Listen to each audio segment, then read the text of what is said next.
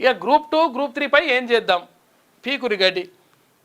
ఏం చేద్దామంటే మొత్తం మోసం చేసి కూర్చుంటారు, ఆగం చేస్తారు దాన్ని.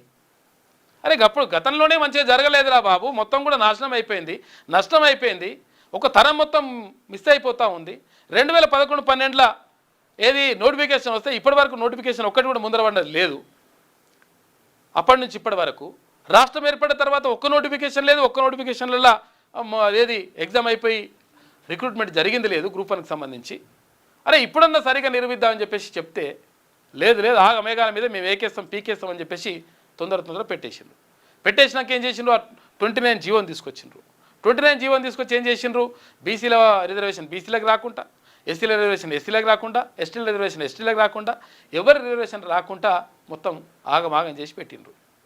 సరే అది పెట్టి ఇక్కడ సుప్రీంకోర్టు పోతే అప్పటికప్పుడు మేము ఇప్పటికిప్పటికి ఏం చేయాలని చెప్పేసి కోర్టు చెప్పేసింది, అది పక్కకు పెట్టేసారు. తర్వాత ఏమైంది? 10 మంది ఎక్కువ వచ్చినట్టు అభ్యర్థులు. ఎట్లా ఎక్కువ వస్తారా నాయన? మీ అయ్యే జాగీరు తీసుకుపోయి ఇచ్చేసుకుంటా ఉద్యోగాలు అంటే. ఇక్కడ రాష్ట్రంలో అవి సివిల్స్ అంటే అక్కడ ఐఏఎస్ ఐపీఎస్ కేంద్ర ప్రభుత్వం నిర్వహిస్తున్నటువంటి, యూపీఎస్సీ నిర్వహిస్తున్నటువంటి ఐఏఎస్ ఐపీఎస్ ఎంతనో రాష్ట్రంలో గ్రూప్ 1 ఉద్యోగం అటువంటిది. వీళ్ళు కన్ఫర్డ్ ఐఏఎస్ ఐపీఎస్ అవుతారు. అటువంటి ఉద్యోగం నాగం చేసి పెట్టి ఇప్పుడు గ్రూప్ 2 ఏం చేద్దాం, గ్రూప్ 3 ఏం చేద్దామంటే పీకురి గడ్డి. టీజీపీఎస్సీ సమాలోచన ఇప్పుడు నాయన మీద పడుతుందా? బుర్ర వెంకటేశం మీద. పాపం మంచి అధికారే, కానీ గతంలో వేసి పేరాలు ఆగమాగం చేసి ఆడబెట్టారు కుప్ప. ఇక గ్రూప్ 1 రిక్రూట్మెంట్ ఆలస్యంతో గ్రూప్ 2, 3 పై పీఠముడి అంట. అప్పీలుకు పోయాక రివ్యూ చేయాలని భావిస్తున్న కమిషన్.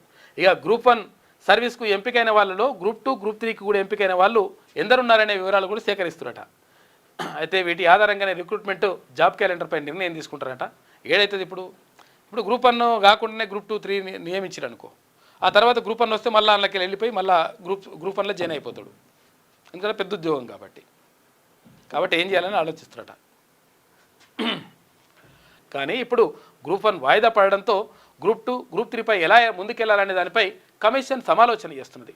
ప్రస్తుతం గ్రూప్ 1 మెయిన్స్ ఆన్సర్ షీట్లను రీవాల్యుయేషన్ చేయాలన్న హైకోర్టు సింగిల్ జడ్జి తీర్పుపై డివిజన్ బెంచ్లో అప్పీల్కు వెళ్లాలని ఇప్పటికే డిసైడ్ అయింది. ఈ ప్రక్రియ పూర్తి కాగానే గ్రూప్ 2, గ్రూప్ 3 రిక్రూట్మెంట్పై టీజీపీఎస్సీ రివ్యూ చేయాలని చెప్పి భావిస్తుందట. చూసుకోయిగా డివిజన్ బెంచ్కి వెళ్తారట. వెళ్ళరు ఇంకా ఏడికి వెళ్ళినా కానీ అదే కదా మీరు కథలు చేసినంత లంగా కథలు.